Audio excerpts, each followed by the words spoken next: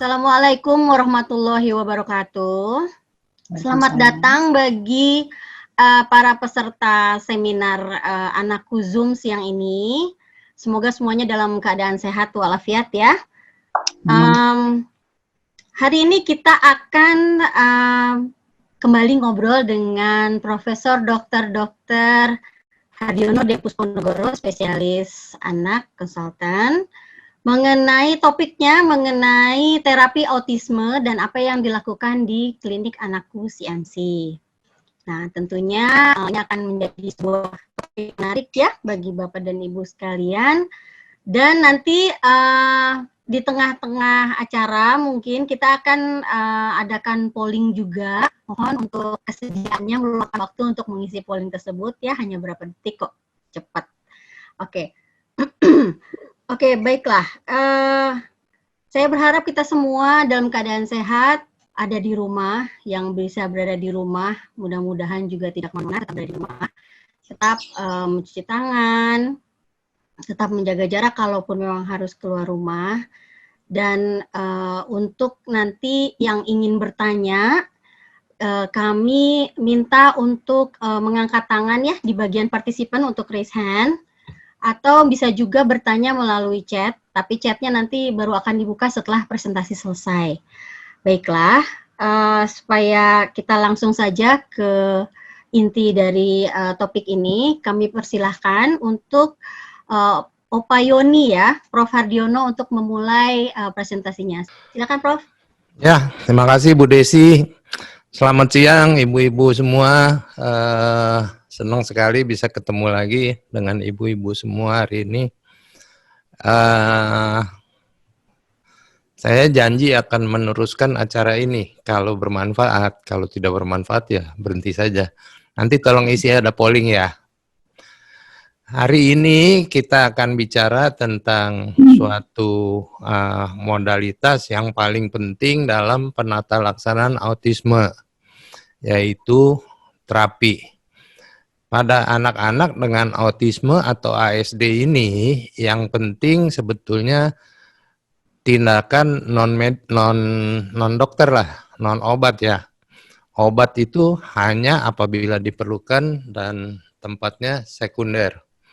Nah ini, jadi saya akan sharing apa yang saya lakukan di klinik anakku Check My Child. Moga-moga ini untuk ibu-ibu yang terapi di mana-mana di daerah bisa dijadikan model untuk menentukan apakah terapi yang diterima anaknya bagus apa tidak. Ya, klinik saya ini udah berapa tahun nih? Sejak 99, jadi 20 tahun ya. Sekarang ada 6 tempat di Jakarta, ada di Surabaya, ada di mana lagi saya lupa. Yang klinik yang utama ada di Kayu Putih Selatan 74. Kita punya konsultan saraf anak yang seperti saya ada 3 orang, ada 2 spesialis anak, kemudian ada spesialis rehabilitasi medis, dan saya punya 3 psikolog anak di klinik. Terapisnya banyak nih, terapis okupasi atau SI ada 19 orang, terapis behavior 11 orang, terapis bicara 3, dan fisioterapi 3. Ya, nah masing-masing ada fungsinya sendiri. Kita lihat bahwa dalam bidang autisme ini di seluruh dunia penata laksanaan yang baik adalah namanya sekarang transdisiplin, bukan multidisiplin lagi tapi transdisiplin. Apa penata laksanaan transdisiplin ini? Ya, senternya adalah anak. Jadi pusatnya adalah anak. Kemudian ada dokter, psikolog, terapis. Mestinya ada pekerja sosial yang saya belum punya dan orang tua bekerja sama untuk kebaikan anak. Dipimpin oleh orang yang mengertilah di bidang autisme ini. Tapi ini yang ideal. Saya tidak pernah bisa melakukan hal ini. Kenapa? Sulit sekali mengumpulkan semua profesi ini di satu tempat. Tempatnya mesti besar, kemudian waktunya juga mesti sama. Ya, kemudian juga yang saya pusing, misalnya harus bayar untuk pemeriksaan. Berapa anak ini harus bayar gitu? Dievaluasi setengah jam, 1 jam oleh semua tenaga profesional. Yang medis ini ada dokter, psikolog, orang tua, tetap pusatnya anak. Kalau kasusnya mudah, ya dokter saja atau psikolog saja langsung dikirim ke tempat terapi. Tapi apabila kasusnya sulit, harus dirundingkan bersama-sama. Jadi ada meeting kecil lah, nanti diputuskan apa yang perlu dilakukan. Sedangkan di tempat terapi itu begitu juga. Pasien dievaluasi oleh satu orang terapis yang senior. Apabila ada kesulitan, baru ada joint meeting antara semua terapis yang bertanggung jawab dengan orang tua untuk melihat apa yang diperlukan oleh anak. Paham ya sampai sini ya? Nah, karena saya rubah gayanya tidak seperti yang ideal, saya putuskan untuk menilai kemajuan anak. Bagaimana? Ini yang harus dilakukan ibu-ibu. Jadi menurut saya salah satu kriteria terapinya berhasil adalah ada kemajuan setiap 3 bulan yang dilaporkan oleh terapis, dilaporkan oleh orang tua, dan diperiksa lagi anaknya oleh dokter. Benar maju apa tidak? Kalau tiga-tiganya sepakat maju, alhamdulillah kita bisa lanjut ke tahap berikutnya. Tapi apabila tidak sesuai atau anaknya stuck, tidak maju, itu kita mesti bikin meeting antara dokter dengan terapisnya. Ya, jadi tiap 3 bulan ada laporan dan tiap 3 bulan harus ke dokter atau ke psikolog untuk dicek kemajuannya. Ya, itu pentingnya kontrol tiap 3 bulan. Nah, apa yang kita kerjakan di klinik? Biasanya kalau di klinik, di tempat dokter itu, kita akan mulai dengan adanya kecurigaan ASD. Kadang-kadang anak umur 1 tahun, bahkan kurang dari 1 tahun, itu sudah memperlihatkan gejala-gejala yang mencurigakan, tetapi belum bisa didiagnosis sebagai ASD. Kriterianya tidak memenuhi. Misalnya yang sering saya lihat tuh anaknya agak cuek, umur 10 bulan.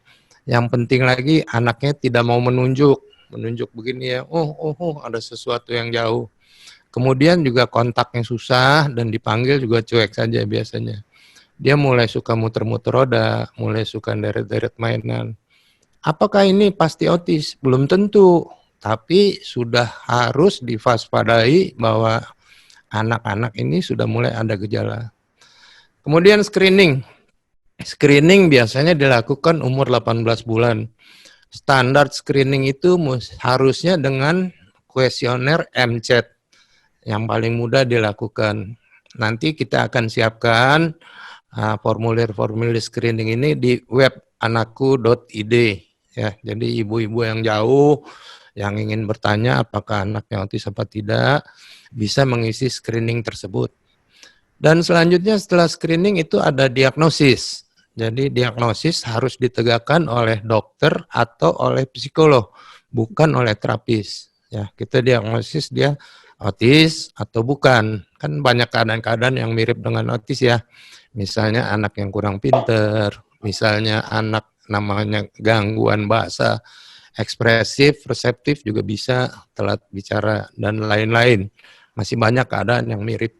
Nah, habis diagnosis, dia dilakukan assessment di tempat terapi, dikirim ke tempat terapi, dilakukan assessment mengenai bukan diagnosis, tapi gangguan fungsi apa yang terjadi pada anak, dan apa yang faktor-faktor kelebihan anak, dan apa yang akan dilakukan, terapi jenis apa, tergantung umurnya, tingkat perkembangannya, kemampuannya, sudah bicara sedikit atau belum, beda-beda semua terapinya ya.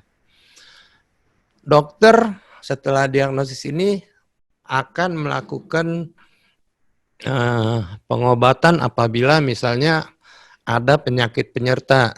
Sebagian anak ini disertai epilepsi, sebagian anak ini disertai misalnya gangguan tidur. Nah, itu akan diperiksa oleh dokter, kalau perlu diberi obat. Kalau tidak, dia hanya terapi saja. Setelah terapi bagus, anak ini sekitar 3-4 tahun bisa masuk sekolah transisi namanya. persiapan dari terapi ke masuk ke sekolah biasa atau sekolah inklusi. Untunglah di tempat kita, ini sebagian besar anak dapat didiagnosis sebelum umur 5 tahun. Saya bilang kalau umur sudah 5 tahun belum bisa bicara, baru mulai terapi, itu hasilnya akan sangat tidak bagus. Ya. Di tempat kita bisa didiagnosis 2-3 tahun. Ini sangat bagus. Bahkan saya tanya pada atau lihat paper-paper laporan dari luar negeri, mereka baru didiagnosis kira-kira umur 5 tahun ya. Kenapa? Kalau di luar negeri kan jenjangnya panjang, mesti ke dokter umum, mesti ke dokter anak, mesti ke dokter saraf anak, baru selesai. Dan kebanyakan teman-teman saya di luar negeri itu tidak bekerja bersama antara dokter dengan terapis. Jadi dokter hanya masalah diagnosis dan penyakit, habis itu kirim ke tempat terapi, udah lepas ya. Nggak tahu progresnya bagaimana. Itu terjadi di mana-mana. Mengenai diagnosis, kita kan sulit. Kalau mau diagnosis, mau ketemu saya, mesti antrinya entah berapa bulan gitu. Jadi grup kita sudah mencoba melakukan diagnosis online. Sebentar lagi ini akan di-launching. Jadi penelitiannya sudah selesai, ya, baik diagnosis maupun screening, dan akan dipublikasi. Curigaan dan diagnosis dapat ditegakkan online. Hanya mengirim video anaknya. Kita beri instruksi, bikin video tentang dia lagi sedang apa gitu, nanti kita bisa membuat diagnosis. Kemudian kalau diagnosis itu tetap harus berdasar kriteria DSM-5 namanya ya. Ini obat. Saya agak sedih kalau melihat anak baru umur 2 tahun, 3 tahun, karena perilakunya hiperaktif diberi obat. Ya, janganlah. Obat itu baik aripiprazol, Abilify, atau risperidon, risperdal itu, saya paling-paling berani kasih kalau umurnya sudah ya 5 tahun ke atas lah. Perilakunya sangat mengganggu, mukulin orang lain atau menyakiti diri sendiri ya. Jangan pakai obat-obat itu pada anak yang masih kecil. Kemudian gangguan medis lain kadang-kadang perlu obat, misalnya gangguan tidur. Kalau epilepsi, kejang-kejang ya pasti dia perlu obat ya. Ibu-ibu sering tanya, dok boleh kasih B12, kasih minyak ikan. Ya boleh-boleh saja, tapi saya dan di klinik saya tidak menggunakan terapi alternatif atau komplementer. Ya, jadi terapi yang biasa-biasa aja, yang bukti ilmiahnya cukup. Apa terapi yang dilakukan? Lihat, ada macam-macam nih, bingung. Ini yang early start dan per model akan kita kerjakan nanti proyek berikut untuk anak-anak yang ada gejala mencurigakan, tapi belum bisa di label autis, kita lakukan terapi teknik early start dan per model, ya sedang dikembangkan. Berikutnya biasanya kalau masih kecil kita lakukan sensory integration bersama dengan floor time, ya. Jadi ini keduanya adalah terapi berdasarkan teori perkembangan, ya. Di floor time itu diajarkan ke orang tua supaya orang tua bisa melakukan hal ini sendiri ya. Nanti kita bahas satu-satu. Habis itu kalau sudah bagus ya, terapi sensory integration tidak mengajarkan kepintaran ya. Dia yang saya harapkan memperbaiki gangguan sensoris dan meningkatkan interaksi antara anak dengan orang lain. Itu yang saya harapkan. Kalau anaknya sudah bisa berinteraksi sedikit, sudah agak tenang, dia harus masuk terapi behavior namanya. Behavior atau ABA ini juga banyak modelnya, ada LOVAS, ada VB-MAP, ada PRT, dan banyak sekali model-modelnya ya. Jadi framework-nya adalah ABA, semua terapi berdasarkan teknik atau berdasarkan teori behavior, tapi programnya macam-macam, tergantung center atau pusat yang melakukan. Nah, ada tambahan ya. Ada okupasi yang duduk, istilah saya ya. Jadi terapi okupasi untuk memperbaiki keterampilan anak, untuk memperbaiki kemampuan bantu dirinya ke WC dan lain-lain, untuk persiapan belajar sekolah. Ini adalah terapi tambahan, okupasi juga, tapi yang dilakukan sambil duduk. Kemudian ada terapi fisio. Kadang-kadang anak ini hipotonia namanya, badannya lemes gitu ya, kurang kuat, itu kita lakukan sedikit fisioterapi lah. Kadang-kadang juga terapi bicara ini juga saya lakukan kalau anak sudah bicara tetapi bicaranya buruk, artikulasinya buruk, kita tidak mengerti ini anak bicara apa sih ya. Itu dilakukan terapi bicara. Terapi bicara tidak dilakukan dari awal. Ya, tidak pada anak 2-3 tahun. Kenapa? Anggapan saya adalah bahwa anak-anak ini bukannya tidak bisa bicara, tapi anak-anak ini tidak mau bicara. Ya, jadi yang penting maunya ditingkatkan. Apabila semua udah oke, dia masuk sekolah transisi. Ya. Nah, lihat di bawah itu ada training orang tua. Ini juga belum ideal di tempat kita. Mestinya ada training yang agak formal lah. Kalau dia sedang sensory integration, orang tuanya belajar juga teknik floor time. Kalau sedang behavior, orang tuanya belajar teknik behavior supaya bisa melakukan di rumah.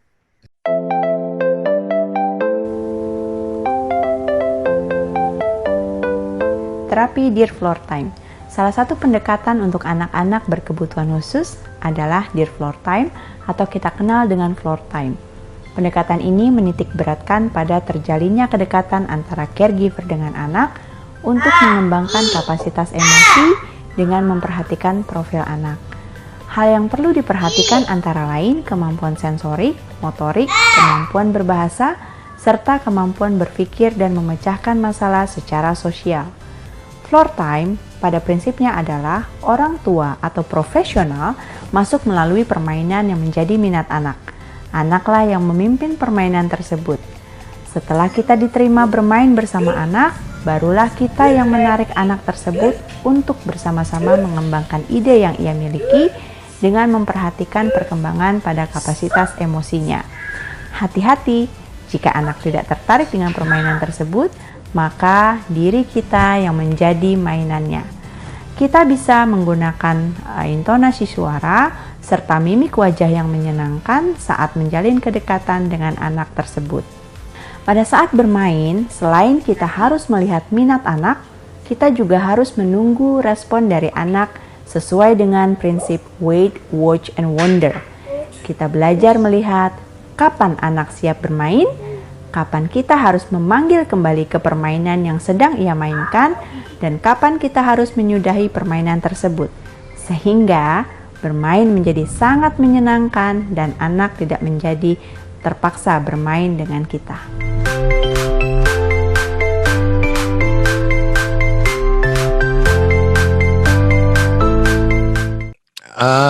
Itu tadi adalah Ibu Dewi namanya, dia certified Dear Trainer, mengajarkan teknik Dear atau floor time kepada ibu-ibu untuk dilakukan di rumah ya. Kita lihat lagi yang lain.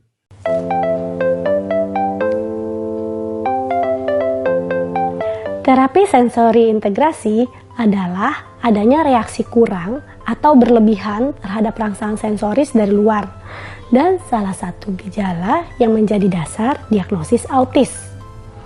Seumur hidup kita, panca indera kita selalu terpapar pada rangsangan sensoris.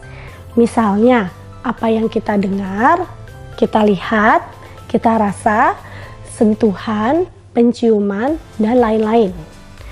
Anak yang bereaksi berlebihan terhadap suara akan sering menutup telinganya atau marah bila mendengar suara tertentu. Adapun anak yang kurang bereaksi dengan suara tidak menoleh bila dipanggil namanya. Lalu, anak yang kurang bereaksi terhadap penglihatan cenderung tidak mau menatap. Sebaliknya, bila bereaksi berlebihan, ia akan terpaku menatap cahaya tertentu atau sesuatu yang berputar. Untuk mengatasi respon yang kurang atau respon yang berlebihan terhadap rangsangan sensoris, dilakukan terapi sensori integrasi. Terapi sensori integrasi atau terapi SI sangat baik dilakukan pada anak yang masih kecil, kira-kira umur 1,5 sampai 3 tahun. Artinya, baik sekali dilakukan di saat awal terapi setelah diagnosis. Anak berumur 1,5 sampai 3 tahun belum dapat duduk belajar seperti yang dilakukan pada terapi behavior. Bagaimana terapi SI dilakukan? Pertama-tama, anak datang ke tempat terapi yang lengkap perlengkapannya. Biasanya dimulai dengan assessment. Assessment berguna untuk mengetahui fungsi sensoris yang terganggu. Setelah assessment, dilakukan terapi. Bisa seminggu 2-3 kali. Bisa setiap hari, bisa saja. Tapi ingat, kemungkinan anak akan menjadi terlalu letih atau bosan. Saat terapi, anak dibiarkan eksplorasi ruangan dan memilih alat apa yang akan digunakan. Terapis hanya mengikuti sambil memberi berbagai rangsangan sensoris.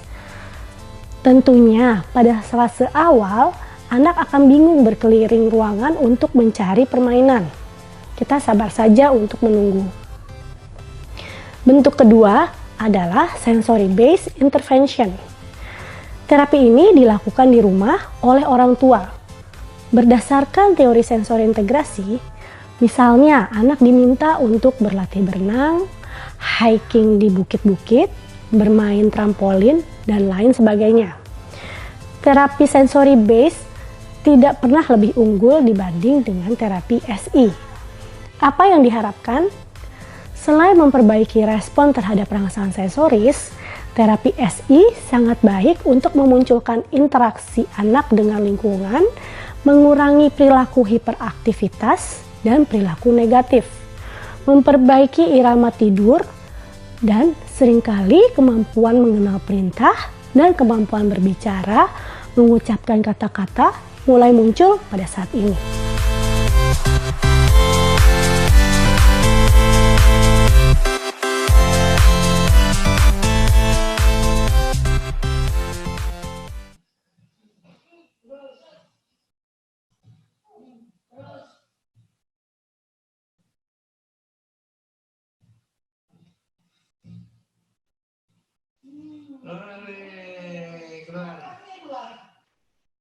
Lihat bagaimana senangnya anak ini belajar teknik sensori integrasi, merangkak, masuk terowongan. Dan dia senang betul berinteraksi dengan orang lainnya. Bentar, saya hapus dulu nih yang eraser. Nah, ini juga masih masuk teknik sensori integrasi.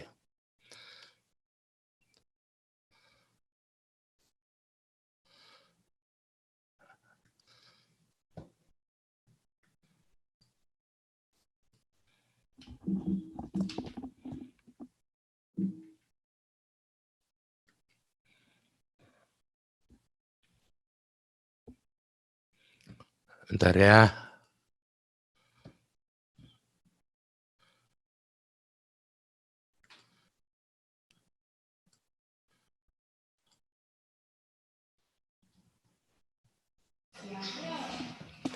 Ini dulu ada heboh, ada satu psikolog masuk TV, dia bilang kalau anak-anak itu tidak merangkak, ya itu pasti nantinya ada gangguan perkembangan. Saya lihat sih benar juga, sebagian di antara anak-anak yang tidak merangkak bisa terjadi gangguan perkembangan di kemudian hari. Tapi tidak semuanya. Nah, yang parah, anak-anak sudah besar, ditanya, ada anak besar dengan ASD misalnya, ditanya dulunya merangkak apa tidak. Ibunya bilang tidak merangkak. Ya. Sehingga anak-anak yang sudah 4 tahun, 5 tahun, disuruh belajar merangkak lagi. Nggak akan bisa lah. Anak-anak ini 4-5 tahun umurnya berjalan, berlari-lari. Bukan umurnya merangkak. Dia nggak akan senang. Dan juga kalau pembantunya atau susternya disuruh ikut merangkak, akan capek sekali dan pada minta berhenti semuanya. Ya. Jadi anak sudah usia 4-5 tahun, udah usia jalan, jangan dilatih merangkak lagi. Latih saja yang lain, kan teknik lain banyak ya. Nah, sensory integration ini sebetulnya bukti ilmiah di dunia tidak terlalu banyak. Jadi sebagian bilang bagus, sebagian nggak ada komen, bahkan 15 tahun yang lalu dianggap tidak ada gunanya terapi ini. Karena ini kita melakukan 2 penelitian sendiri di grup kita. Yang pertama, kita lihat bahwa sensory integrasi ini bisa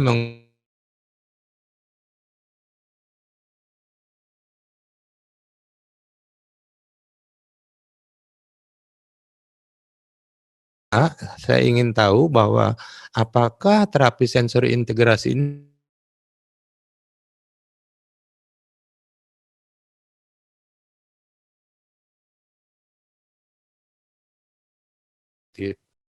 ini penelitiannya sedang dipublish.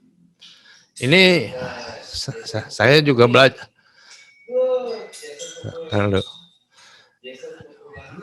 Ini adalah teknik behavior ya. Saya kasih lihat sedikit aja.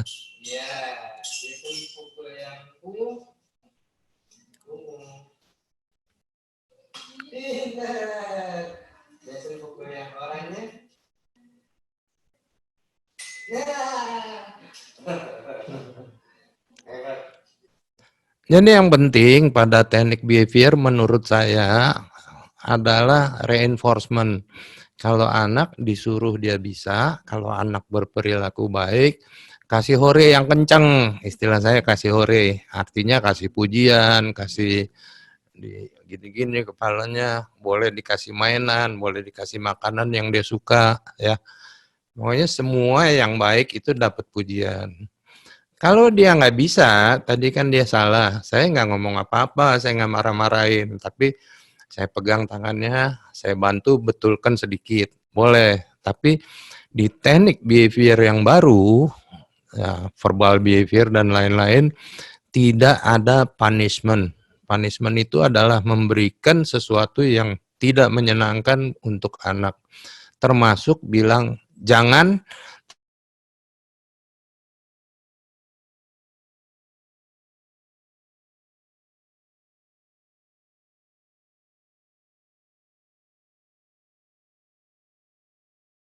itu udah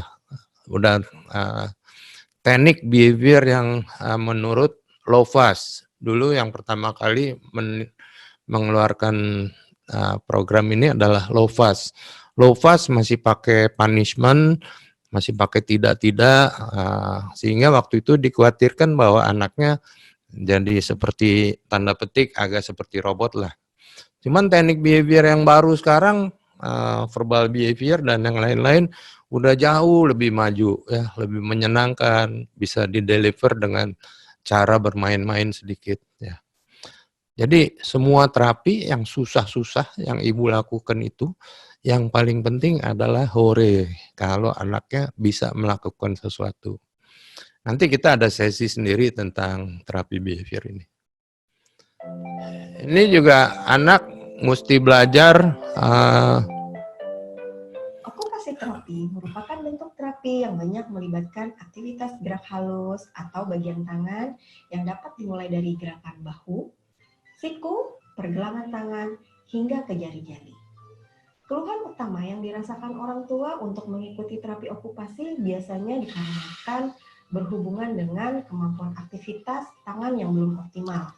Misalnya dalam memegang objek, memegang pensil, gerakan tangan yang tidak luas, lambat dalam menulis, ataupun hasil tulisan yang tidak baik.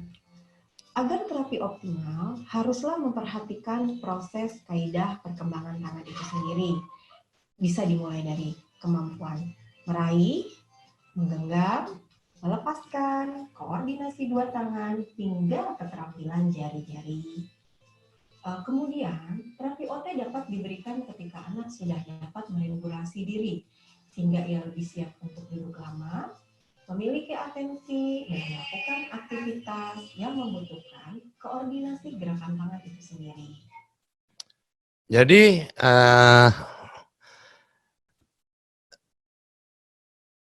Ibu-ibu sekalian, okupasi ini bukan prinsip okupasi duduk, bukan terapi yang utama. Terapi utama tetap SI dan behavior. Terapi okupasi dia membantu, terutama kalau anaknya sudah mau sekolah, ya.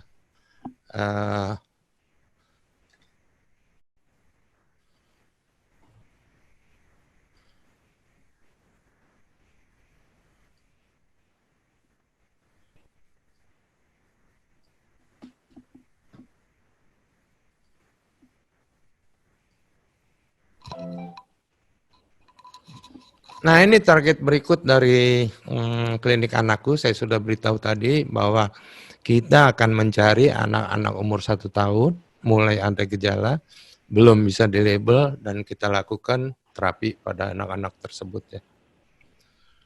Jadi terapinya banyak, ibu-ibu bingung nih, yang mana yang mesti saya ikuti ya.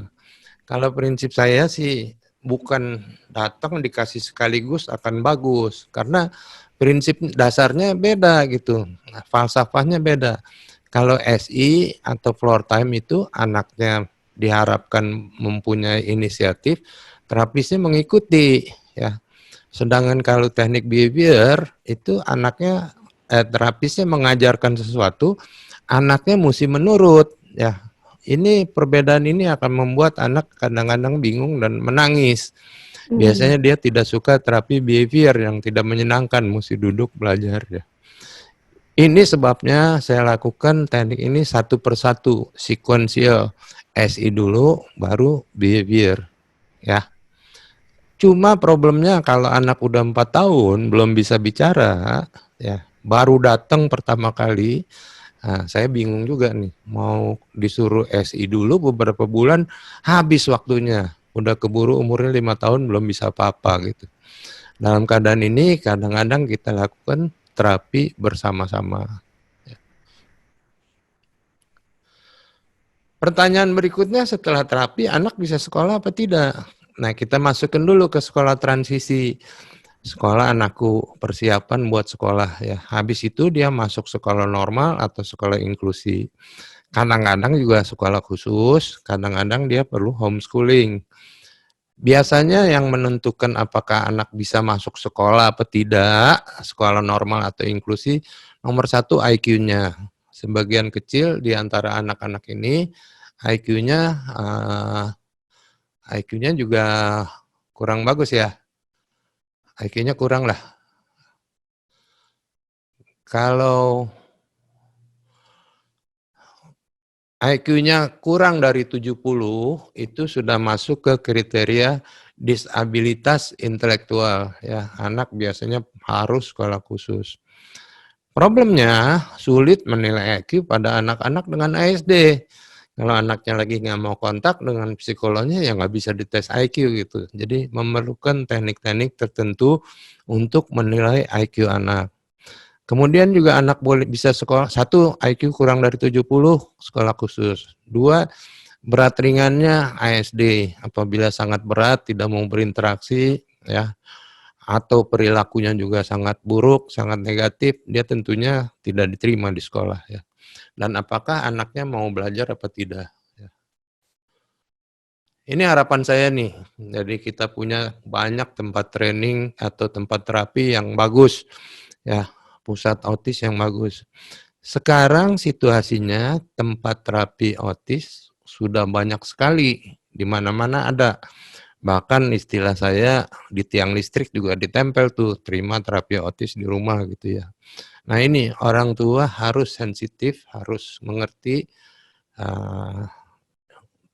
tempat terapi yang baik dan mengerjakan hal-hal dengan benar, bukan yang nggak benar gitu. Ya, kemudian kita juga perlu sekolah-sekolah untuk autis. Dulu kan namanya SLB, buat anak disabilitas intelektual. Sekarang sebagian besar sekolah SLB itu diisi oleh anak-anak dengan autis atau ASD. Ada cita-cita lagi yang satu yang saya inginkan adalah mendirikan pusat pelatihan terapis behavior. Ya. Terapis behavior sumbernya biasanya dua yang bagus. Satu sarjana psikologi, dua sarjana pendidikan. Ya, dan ini belum diatur ketat sehingga kita masih mungkin membuat tempat-tempat training untuk terapis behavior. Ya. Kalau SI okupasi harus masuk ke akademi atau pendidikan D3 okupasi. Kalau fisio juga begitu, ada sekolahnya. Kalau bicara juga ada sekolahnya. Jadi tidak bisa sembarangan kita melatih terapisnya. Tapi kalau yang behavior itu kesempatan masih terbuka dan ini juga sudah kita rintis mendirikan pusat-pusat terapi behavior. Terima kasih ibu-ibu dan juga terima kasih pada teman-teman saya, tim medis anakku, kemudian tim terapis anakku yang menurut saya sih canggih-canggih dan bekerja dengan benar. Kemudian anakku media juga yang membantu menyebarluaskan tentang autis ini, staf manajemen, dan juga terima kasih banyak kepada orang tua pasien. Terima kasih. Oke, baiklah. Terima kasih banyak Prof. Hardiono. Oke, sekarang kita langsung aja ke tanya jawab ya, Prof. Boleh? Oke. Ibu Sana ya, Sana Gallery ini. Ponakan saya usia 12 tahun, kelas 6 SD, sekolah biasa. Ortunya berpisah. Jika makan coklat, tingkah lakunya langsung tidak terkontrol. Nah, ini gimana nih, Nanti kita ada bicara Beda sesi. lagi ya. Ada sesi mengenai gluten free, casein free diet, topik berikut. Terus ada sesi tentang terapi alternatif dan komplementer pada ASD. Bagaimana pendapat saya gitu. Cuman kalau coklat, simpel aja. Kalau coklat kan nggak dikasih coklat nggak bahaya ya. Ya udah, kalau bapaknya lihat kalau kena coklat dia jumpalitan begitu, saya juga berantem nih sama mantu saya, katanya kalau dikasih coklat cucu saya jadi hiperaktif. Ya udahlah, nggak dikasih coklat kan nggak apa-apa. Yang susah kalau dikasih diet, semuanya di diet, tanpa hasil itu bisa nggak baik buat tubuhnya. Istilah saya cuma dapat kurus sama loyo. Coklat sih suka-suka aja mau di Boleh diet. ya. Oke. Oke, satu lagi nih terakhir ya, Prof. Untuk Ya, yang chat. Anak saya 3,5 tahun belum bisa bicara, diagnosis ASD, sudah ikut terapi, tapi belum bisa main. Dengan mainannya hanya dipegang bolak-balik terus digigit. Mohon pencerahannya, Prof. Nah, yang mesti tanya berapa lama udah di terapi. Kalau di terapinya udah 6 bulan, belum bisa ngomong sedikit pun juga pusing. Bisa nggak cocok sama terapinya, bisa macam-macam lah, mesti dievaluasi. Bisa juga anaknya kepintarannya kurang gitu. Kalau di terapi, biasanya anak 3 bulan mulai ngomong dikit lah, 6 bulan udah keluar ngomongnya gitu. Itu bagus ya. Tapi kalau udah di terapi lama nggak ngomong-ngomong, tahu deh, mesti tanya lagi sama dokter. Mungkin mesti dicek lagi ya, Prof. Ini ada pertanyaan nih, masturbasi didiemin apa ditegur atau dibiarin? Anak memang sering masturbasi, anak ASD sering masturbasi, anak biasa juga sering masturbasi ya. Bahkan anak umur 18 bulan, 2 tahun udah bisa masturbasi. Kakinya dijepit, terus dia gitu seperti kejang kelihatannya ya. Kalau diberhentiin dia marah, terus dia keringetan gitu ya. Masturbasi nggak apa-apa, masturbasi pada anak bukan seksual, tapi rasanya ya enak-enak aja sedikit lah. Diemin aja, dialihin perhatiannya boleh, tapi jangan dimarah-marahin ya. Nah, anak-anak ASD juga problemnya kalau udah deket remaja itu seringkali masturbasi. Kalau dia udah ngerti, bilangin, nak, kalau kamu masturbasi kamar mandi aja lah, jangan di depan orang. Kan nggak baik kelihatannya gitu. Nah, kadang-kadang bisa kita ajarin. Oke. Prof, mau kita break dulu dengan polling? Dengan apa? Polling jalan aja, nggak usah di break. Oh gitu, soalnya cuma sebentar nih waktunya. Oke, saya minta kesediaannya untuk para peserta ya, mengisi pollingnya sambil tanya jawab juga kita tetap berjalan. Siapa yang mau nanya nih? Ada lagi nggak? Iya, terima kasih banyak Prof. Hardiono atas bagi-bagi ilmunya hari ini. Juga saya ucapkan terima kasih kepada para peserta seminar lainnya. Jangan lupa isi pollingnya sebelum keluar dari ruang seminar ya. Terima kasih buat yang sudah. Terus untuk mungkin ada Bapak Ibu yang ingin bertanya bisa melalui website Anakku ID melalui fitur tanya ahli. Nanti kita juga akan sampaikan ke dokter yang bersangkutan. Nah, tadi kan ada beberapa ya Bapak Ibu yang mau bertanya, ini bagaimana dalam kondisi pandemi seperti sekarang ini, tapi pengen terus jalan terapinya. Ini kebetulan untuk klinik Anakku CMC, itu kali ini menjalankan program yang disebut dengan terapi online ya, program terapi online Anakku CMC.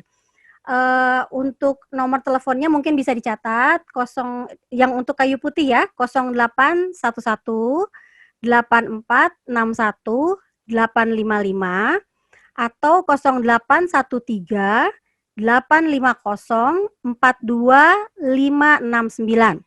Kalau ingin tahu lebih jauh mungkin bisa follow juga akun Instagramnya Anakku CMC, anakku.cmc. Silakan di follow aja, jadi bisa dapat informasi juga di sana. Baiklah, karena memang sudah waktunya kita berpisah, saya ucapkan lagi terima kasih. Jangan lupa jaga kesehatan dan ikuti terus informasi mengenai seminar online Anakku ID ini di Instagram Anakku ID. Oke, saya selesaikan sampai di sini. Terima kasih banyak. Wassalamualaikum warahmatullahi wabarakatuh. Sampai ketemu lagi.